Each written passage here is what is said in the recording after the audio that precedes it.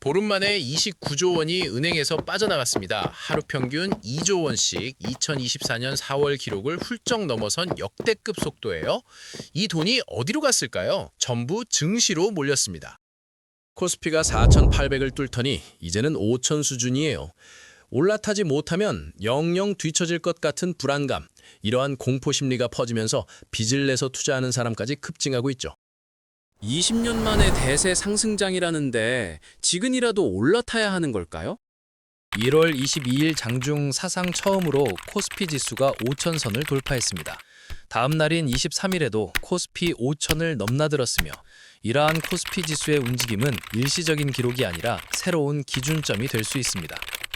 이번 상승장의 주인공이 누구냐고요? 반도체입니다. 삼성전자와 SK하이닉스가 시장을 끌어올리고 있어요. 삼성전자는 15만 원 선을 넘었고 SK하이닉스는 75만 원을 돌파했습니다. 근데 전문가들은 이 가격이 아직도 싸다고 해요. 실적 대비 주가가 여전히 매력적인 수준이라는 거죠. 재미있는 건 반도체에서 시작된 훈풍이 다른 업종으로 번지고 있다는 점이에요. 방산주도 오르고 조선주도 오르고 있어요. 반도체가 불을 지피니까 시장 전체에 온기가 퍼지는 형국입니다. 마치 난로 하나가 방 전체를 데우는 것처럼요. 그 결과가 어떻게 됐냐고요? 코스피 시가총액이 사상 처음으로 4천조 원을 넘어섰습니다. 4천조요. 상상이 되시나요? 전문가들은 여기서 멈추지 않을 거라고 봐요. 물론 변수는 있어요. 외국인들이 차익 실현에 나설 수 있거든요. 많이 올랐으니까 일단 팔고 보자는 심리가 작동할 수 있죠. 원화 가치가 약세를 보이는 것도 신경 쓰이는 부분이에요. 환율이 출렁이면 외국인 자금이 빠질 수 있으니까요. 하지만 지금 시장의 기세를 보면 이 정도 변수는 상승 흐름을 꺾기엔 역부족으로 보입니다. 작년 이맘때 삼성전자 주가가 얼마냈는지 기억하시나요? 5만 원대였어요. 지금은 15만 원으로 1년 만에 3배가 된 겁니다. 그 주식을 팔아버린 사람들은 지금 땅을 치고 후회하고 있을 거예요. 도대체 뭐가 이렇게 주가를 밀어 올리고 있는 걸까요? AI 반도체예요. 근데 여기서 중요한 게 있어요. 예전에는 HBM이라고 하는 고대역폭 메모리만 주목받았거든요. 엔비디아 GPU에 들어가는 그 비싼 메모리요. 그런데 이제는 범용 서버 D램까지 불티나게 팔리고 있어요. AI 열풍이 특수 제품에서 일반 제품으로 확산되고 있다는 뜻이죠. 전문가들은 이걸 뭐라고 부르냐면요. 슈퍼사이클을 넘어선 메가사이클이래요. 슈퍼사이클도 대단한 건데 그걸 넘어섰다는 거예요. 반도체 호황이 생각보다 훨씬 크고 길게 갈 수 있다는 신호입니다. 그래서 증권사들이 난리가 났어요. 앞다투어 목표 지수를 상향 조정하고 있거든요. 코스피를 5,500까지 올려잡는 것도 있고요. 일부에서는 반도체 실적이 계속 좋으면 6,000도 가능하다는 소리까지 나와요. 6,000만 원이요. 1년 전에 이런 말 했으면 정신 나간 사람 취급받았을 겁니다. 근데 지금은 아무도 웃지 않아요. 진짜 갈 수도 있겠다 싶으니까요. 새해 첫 거래일부터 심상치 않았어요. 그리고 그 다음 날도요. 이틀 만에 코스피가 6% 가까이 폭등했습니다. 보통 한 달에 이 정도 오르면 대단한 건데 단 이틀 만에 일어난 일이에요. 근데 여기서 재밌는 현상이 벌어졌어요. 개인 투자자들이 주식을 팔기 시작한 겁니다. 1조 5천억 원어치를 던졌어요. 왜냐고요? 많이 올랐으니까 일단 팔고 보자는 심리였죠. 이른바 차익 실현이에요. 그동안 물려있던 주식이 본전이 됐거나 수익이 났으니까 이 기회에 빠지자는 거예요. 그럼 주가가 떨어졌어야 하는 거 아니에요? 근데 안 떨어졌어요. 오히려 더 올랐습니다. 누가 받아줬냐고요? 외국인이에요. 무려 2조 원 넘게 쓸어 담았어요. 개인이 1조 5천억을 팔았는데 외국인이 2조를 사들인 거예요. 압도적인 매수세였죠. 외국인들이 왜 이렇게 한국 주식에 돈을 붓고 있을까요? AI 때문이에요. 전 세계적으로 인공지능 인프라에 대한 투자가 폭발하고 있거든요. 그 인프라의 핵심이 뭐예요? 반도체잖아요. 메모리 반도체를 만드는 한국 기업들이 최대 수혜주가 될 수밖에 없는 구조인 거죠. 시장 전망치를 컨센서스라고 하는데요. 지금 나오는 이야기가 실제 실적이 컨센서스의 2배가 될 수도 있다는 거예요. 예상보다 2배 더 벌 수 있다는 뜻이에요. 그러니까 외국인들이 미친 듯이 사는 거죠. 물론 하반기쯤 반도체 수요 정점론이 나올 수 있어요. 그때 변동성이 커질 가능성은 열어둬야 해요. 하지만 지금 당장은 상승 모멘텀이 너무 강합니다. 외국인 매수세가 꺾이지 않는 한 이 흐름은 쉽게 멈추지 않을 겁니다. 요즘 증권사 객장 가보셨어요? 분위기가 완전히 달라졌어요. 한동안 파리만 날리던 곳이었거든요. 다들 스마트폰으로 거래하니까 굳이 객장까지 갈 일이 없었잖아요. 근데 지금은 사람들로 북적입니다. 60대 박 사장님 이야기를 해드릴게요. 박 사장님은 작은 제조업체를 운영하시다가 3년 전에 은퇴하셨어요. 주식은 젊었을 때 손해보고 손을 뗐던 분이에요. 근데 요즘 뉴스를 보니까 가만히 있을 수가 없으시대요. 예금 금리는 바닥인데 주식은 하루가 다르게 오르잖아요. 결국 증권사 창구를 직접 찾으셨어요. 계좌 한도를 늘리려고요. 박 사장님 같은 분들이 한두 명이 아니에요. 온라인 거래가 익숙하지 않은 고령층 투자자들이 객장으로 몰려들고 있어요. 신규 계좌를 만드는 분도 있고 오래전에 만들어둔 휴면 계좌를 살리는 분도 있어요. 직원들이 상담하느라 정신이 없다고 하더라고요. 이 사람들이 왜 지금 움직이는 걸까요? 단순히 남들 따라 하는 게 아니에요. 실제로 경제 지표가 뒷받침되고 있거든요. 산업통상자원부 발표에 따르면 지난해 우리나라 수출액이 사상 처음으로 7천억 달러를 돌파했어요. 7천억 달러요. 역대 최고 기록입니다. 특히 12월 수출액이 월간 기준으로 최고치를 찍었어요. 연말에 보통 수출이 주춤하거든요. 근데 작년 12월은 달랐어요. 펄펄 불었습니다. 반도체 수출이 폭발적으로 늘어난 덕분이에요. 주가가 오르려면 기업이 돈을 벌어야 해요. 기업이 돈을 벌려면 물건이 팔려야 하고요. 지금 한국 기업들의 물건이 미친 듯이 팔리고 있는 거예요. 수출 지표가 그걸 증명하고 있죠. 이게 바로 펀더멘털이에요. 허상이 아니라 실체가 있는 상승이라는 뜻입니다. 그래서 사람들이 더 확신을 갖고 뛰어드는 거예요. 이쯤 되면 궁금해지죠. 이 랠리가 대체 언제까지 갈 거냐고요. 전문가들 대답이 이래요. 최소 26년 상반기, 길게 보면 내년 상반기까지도 간다고요. 1년 넘게 더 갈 수 있다는 뜻이에요. 왜 이렇게 자신 있게 말하는 걸까요? 구조적인 이유가 있어요. 보통 호황은 수요가 폭발해서 생기잖아요. 근데 지금 반도체 시장은 그것만으로 설명이 안 돼요. 수요도 폭발했는데 공급도 줄었어요. 양쪽에서 동시에 힘이 작용하고 있는 겁니다. 왜 공급이 줄었냐고요? 22년부터 24년까지 무슨 일이 있었는지 기억하시나요? 반도체 업계가 지옥을 경험했어요. 삼성전자, SK하이닉스, 마이크론 이 세 회사가 천문학적인 적자를 봤거든요. 공장 돌리면 돌릴수록 손해였어요. 그 트라우마가 아직도 생생한 거예요. 그래서 지금 수요가 폭발하는데도 공장을 안 늘려요. 또 그때처럼 될까봐 무서운 거죠. 투자를 확 늘렸다가 시장이 꺾이면 어떡해요? 그 공포가 의사결정을 막고 있는 겁니다. 결과적으로 지금 시장이 완전히 판매자 우위가 됐어요. 셀러스 마켓이죠. 반도체 만드는 쪽이 갑이 된 거예요. 주문할 때 조건이 붙어요. 주문 취소 불가. 한 번 주문하면 절대 못 뺀다는 거예요. 예전 같으면 상상도 못할 조건이에요. AI 거품 논란 아시죠? 인공지능 산업이 과열됐다는 이야기요. 맞아요. 그런 가능성은 있어요. 근데 메모리 반도체는 달라요. AI가 뜨든 지든 서버는 돌아가야 하고 데이터는 저장해야 해요. 반도체는 필수제예요. 그래서 호황이 계속될 거라고 보는 겁니다. 더 놀라운 이야기를 해드릴게요. 아까 26년 상반기까지 간다고 했잖아요. 근데 최근에 전망이 또 바뀌었어요. 2028년까지 갈 수 있다는 겁니다. 2년이 더 늘어난 거예요. 슈퍼사이클이라는 말 들어보셨죠? 반도체 업황이 엄청나게 좋은 시기를 말해요. 근데 지금은 그걸 넘어섰대요. 메가사이클이래요. 슈퍼보다 더 큰 거죠. 그리고 이게 2028년까지 이어질 수 있다는 전망이 힘을 얻고 있어요.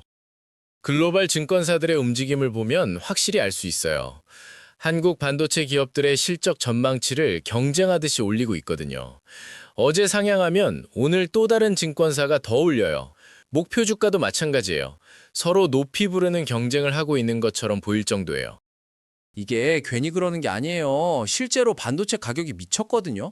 HBM 같은 고급 제품만 오른 게 아니에요. 일반 D램 가격도 1년 사이에 3배가 뛰었어요. 3배요. 작년에 100원 하던 게 올해 300원이 된 거예요. 기업 입장에서는 같은 양을 팔아도 매출이 3배가 되는 거잖아요. 실적이 안 좋아질 수가 없는 구조예요. 여기에 정부의 증시 부양책까지 맞물리고 있어요. 기업들은 돈을 벌고 정부는 뒤에서 밀어주고 이런 환경이 만들어지니까 오랫동안 한국 증시를 짓눌러왔던 문제가 해결될 수 있다는 기대가 커지고 있어요. 그게 뭐냐고요? 코리아 디스카운트예요. 한국 기업들이 같은 실적을 내도 외국 기업들보다 저평가받는 현상이죠. 전문가들은 이렇게 말해요. 지금 반도체 호황은 반짝하고 끝날 게 아니래요. 장기적인 성장 국면에 진입했다는 거예요. 2028년까지 이 흐름이 이어진다면 한국 증시의 위상 자체가 달라질 수 있어요. 지금 우리가 역사적인 전환점에 서 있는 건지도 모릅니다. 반도체 호황만으로 지금의 상승장을 설명할 수 있을까요? 아니에요. 숨은 공신이 하나 더 있어요. 바로 정부예요. 정부가 뒤에서 증시를 밀어주고 있거든요. 그동안 외국인 투자자들이 한국 증시를 어떻게 봤는지 아세요? 솔직히 말해서 별로였어요. 기업들이 돈은 잘 버는데 그 돈이 주주한테 안 돌아온다고 봤거든요.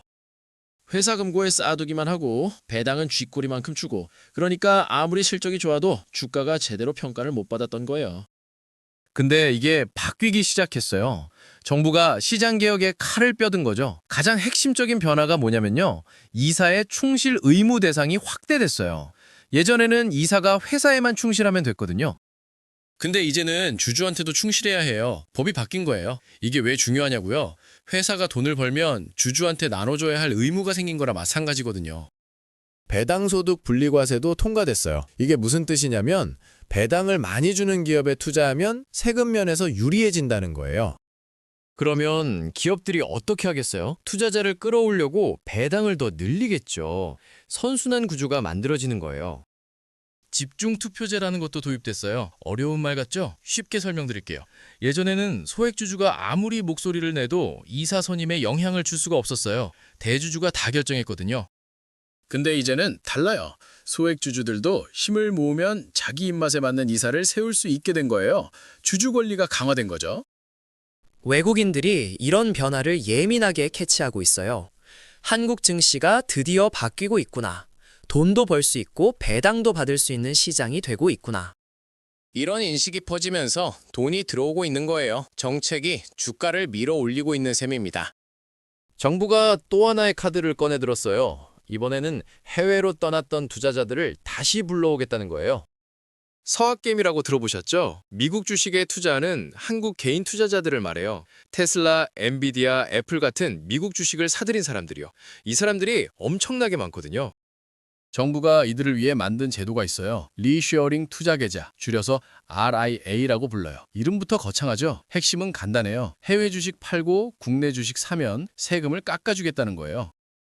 얼마나 깎아주냐고요? 여기가 중요해요. 1분기 안에 복귀하면 세금을 100% 감면해줘요. 100%요. 아예 안 내도 된다는 뜻이에요. 빨리 돌아올수록 혜택이 커지는 구조예요. 정부가 얼마나 급한지 알 수 있는 대목이죠. 왜 이렇게까지 하는 걸까요? 미국 주식에 투자하려면 달러를 사야 해요. 원화를 팔고 달러를 사는 거죠. 이러면 원화 가치가 떨어져요. 반대로 미국 주식을 팔고 한국 주식을 사면요. 달러를 팔고 원화를 사게 돼요.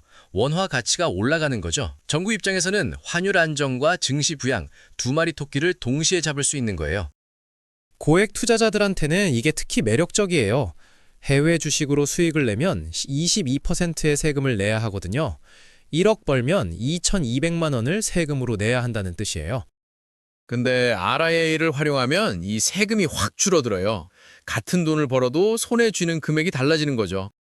정부의 메시지는 분명해요. 이제 한국 증시가 달라졌으니 돌아오라는 거예요. 예전처럼 미국만 쳐다보지 말고 국내 시장에도 기회가 있다는 걸 보여주겠다는 거죠. 서학개미들이 실제로 얼마나 움직일지는 두고 봐야겠지만 정부가 이 정도로 파격적인 당근을 내민 건 처음이에요. 세금 혜택이 아무리 좋아도 진짜 효과가 있을까요? 의문을 제기하는 전문가들이 있어요. 서학개미들이 왜 미국으로 갔는지를 먼저 생각해 보라는 거예요. 세금 때문에 미국 주식을 샀을까요? 아니거든요. 오히려 세금은 미국이 더 불리해요. 그런데도 사람들이 미국으로 간 이유가 뭐겠어요? 시장 자체가 다르기 때문이에요. 투명하고 예측 가능하고 주주를 존중하는 문화가 있잖아요. 이걸 거버넌스라고 하는데 한국 증시는 이게 부족했던 거예요. 세금을 깎아준다고 이 문제가 해결될까요? 근본적인 체질 개선이 없으면 힘들다는 지적이에요. 일본 사례를 보라고 하더라고요. 도쿄거래소가 기업들한테 숙제를 내줬어요. PBR이랑 ROE를 개선하라고요.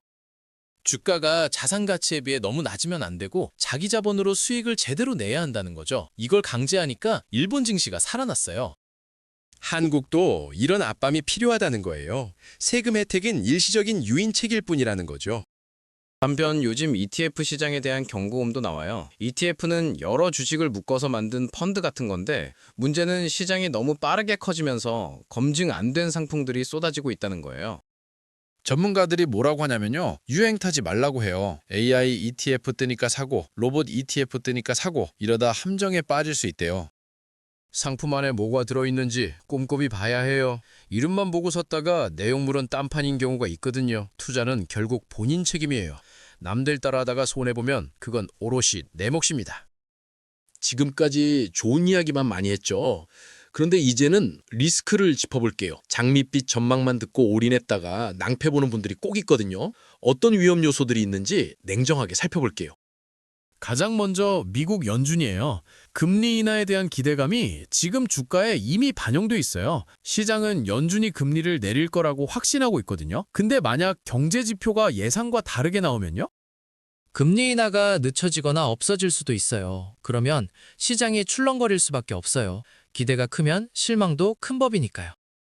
섹터 양극화 문제도 심각해요. 지금 반도체는 축제 분위기잖아요. 근데 다른 업종은요? 석유화학 어떤지 아세요? 바닥이에요. 디스플레이도 마찬가지고요. 같은 한국 기업인데 누구는 잔치를 벌이고 누구는 구조조정을 걱정하고 있는 거예요. 이런 양극화가 심해지면 실물 경제 전체에 부담이 돼요. 주가만 오르고 체감 경기는 나빠지는 괴리가 생길 수 있다는 거죠. 근데요, 그럼에도 불구하고 전문가들은 시장이 붕괴할 가능성은 낮다고 봐요. 왜냐고요? 미국 정치 상황 때문이에요. 대선이 있잖아요. 그리고 연준 의장 교체 이슈도 있고요. 이런 상황에서 금리를 확 올리거나 긴축으로 돌아서기가 쉽지 않거든요. 금리 인하 기조는 유지될 거라는 게 중론이에요. 전문가들이 재밌는 예측을 하나 했어요. 코스피가 4,500을 넘고 5,000을 향해 가면 그동안 관망하던 개인 투자자들이 대거 돌아올 거래요. 그러면 상승 속도가 더 빨라질 수 있다는 거예요. 돈이 돈을 부르는 거죠. 결론적으로 이번 장세는 20년 만에 찾아온 대세 상승장이에요. 전문가들은 쉽게 안 꺾일 거라고 봐요. 물론 변동성은 있겠지만 큰 흐름은 당분간 위로 향할 거라는 게 지배적인 전망입니다. 코스피 5천 시대가 열렸어요. 한국 증시가 드디어 제대로 된 평가를 받기 시작했다는 신호예요. 20년 만에 찾아온 대세 상승장이란 말 과장이 아닙니다. 근데 한 가지 당부드릴게요. 지수가 급등하면 뒤늦게 뛰어드는 분들이 꼭 있어요. 남들 다 번다는데 나만 못 벌고 있으면 조급해지잖아요. 그 마음 이해해요. 근데 그때가 가장 위험한 순간이에요. 단기 등락에 일희일비하지 마세요. 긴 호흡으로 시장을 바라보는 자세가 필요합니다. 기회는 준비된 사람에게 옵니다.